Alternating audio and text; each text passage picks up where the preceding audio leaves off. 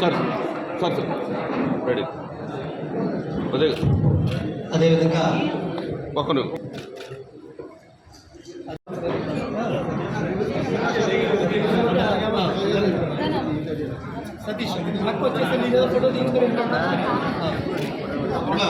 ఇది ప్రార్థనా మందిరం.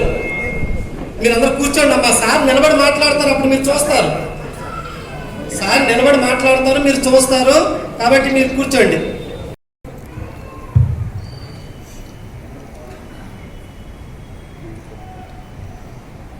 పిఠాపురంలోని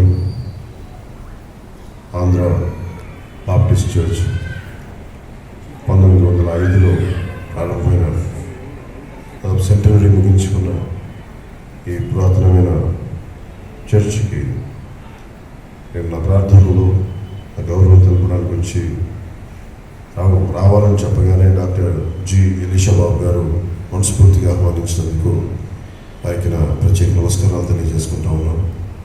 అలాగే పాస్టర్ గారు బి థియోఫిలస్ గారికి నా హృదయపూర్వక నమస్కారం. ప్రెసిడెంట్ జి సాల్మన్ రాజ్ గారికి కూడా నా హృదయపూర్వక నమస్కారం. మీరు మనస్ఫూర్తిగా నా విన్నపాన్ని మన్నించి నాకు ఈ చర్చిలో ఈ ప్రార్థనలో పాల్గొనే అవకాశం దీంట్లో వారు చెప్తున్నప్పుడు నాకు బాగా గుండె లోపలికి తాకింది. నోటిని నాలుకను భద్రం చేసుకున్నవాడు, అహంకారి అయిన గర్విష్ఠునికి అపహాసుకుడని పేరు. అటివాడు అమితి గర్వంతో ప్రవర్తించను, సోమరి వాని చేతులు పనిచేయను, వాని ఇచ్చ వాడిని చంపును, దినమెల్లా ఆశలు పుట్టుచుండును. ఇవన్నీ చెప్తా ఉంటే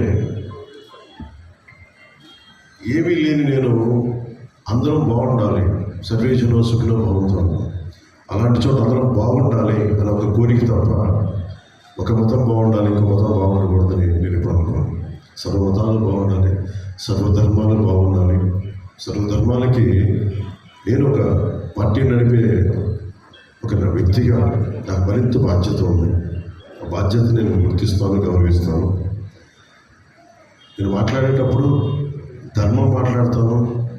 ఎందుకంటే నేను లాస్ ఏంజలీస్ పడినప్పుడు అక్కడ ముఖ్యంగా క్రీస్తు కాన్షియస్నెస్ ఉంటుంది. యోగానంద గారు కూడా క్రీస్తు కాన్షియస్నెస్ని చెప్తారు. క్రిస్టా కాన్షియస్నెస్, క్రీస్తు కాన్షియస్నెస్, ఇవన్నీ ఎందుకంటే ఒకే నిజమైన భక్తులు ఎవరైతే ఉంటారో అందరూ దేవతల్ని దర్శించగలరు. నిజమైన ఏ దేవతని ఎక్కడ చూసినా, ఏ ధర్మంలో చూసినా, మా ఇంట్లోనే మాకు చిన్నప్పటి నుంచి మా నాన్నగారు పరమ యోగ మార్గాన్ని ఉండి కూడా మా ఇంట్లో ఎప్పుడు ఒక బైబిల్ ఉండేది. ఆ బైబిల్ అప్పుడప్పుడు మా నాన్నగారు తిరిగేస్తూ ఉండేవాళ్ళు, చూస్తూ ఉండేవాళ్ళు, చదువుతూ ఉండేవాళ్ళు. ఎందుకంటే సర్వ మతాలని, సర్వధర్మాలని గౌరవించే కుటుంబం నుంచి వచ్చాను.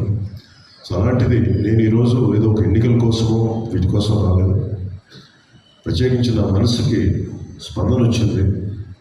1905 నుంచి సెంటనరీ చర్చ్ అంటే ఎంత పురాతనంగా ఉన్న చర్చ్, అలాంటి చర్చికి వచ్చి నా గౌరవం తెలపాలి, నా ప్రార్థనలు, నా వినమ్రతలు తెలియజేయాలి.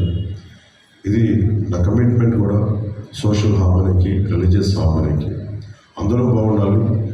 ముఖ్యంగా నేను పిఠాపురం నుంచి నేను ఈ రోజున దీన్ని రాజకీయ వేదిక అయితే నేను వాడుకోవట్లేదు.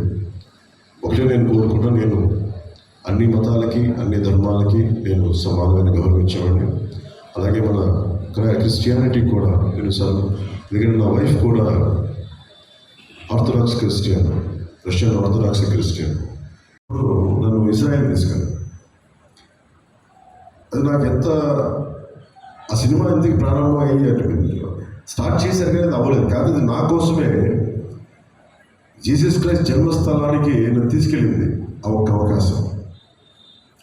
జీసస్ క్రైస్ట్ నడిచిన, ఆయన సిలువేసి నడిపించిన ఆ నేల మీద నడిచింది. గుండె మనకి హృదయం గొంతు గద్గదం అయిపోయింది, గుండె బరువెక్కింది. అలాగే పాలస్తీనా దీనిలో భాగంలో ఆయన 40 రోజులు ఒక గుహలో ఉండడానికి దూరాన వెళ్ళి చూశాం. సో ఆయన నడిచిన బెత్లెహేమ్, ఆయన పుట్టిన స్థలం, ఆయన్ని సిలువేసిన మార్గం ఆ చర్చ్. వీటన్నిటికి వెళ్ళి నాకు ఒక రోజు ఒకటి అనిపించింది, భగవంతుడు నాకు ఒకటి చెప్తున్నాడు, సర్వ మతాలకి గౌరవం ఇవ్వాలి. ఒకటేగా దైవం అనేక మార్గాల్లో కనిపిస్తూ ఉంటుంది. ఏ మతం కూడా చెడు చేయమని కానీ, ఏ మతం కూడా దుర్మార్గాన్ని ప్రోత్సహించమని అని చెప్పను. ఇందాక మీరు మాట్లాడుతూ డాక్టర్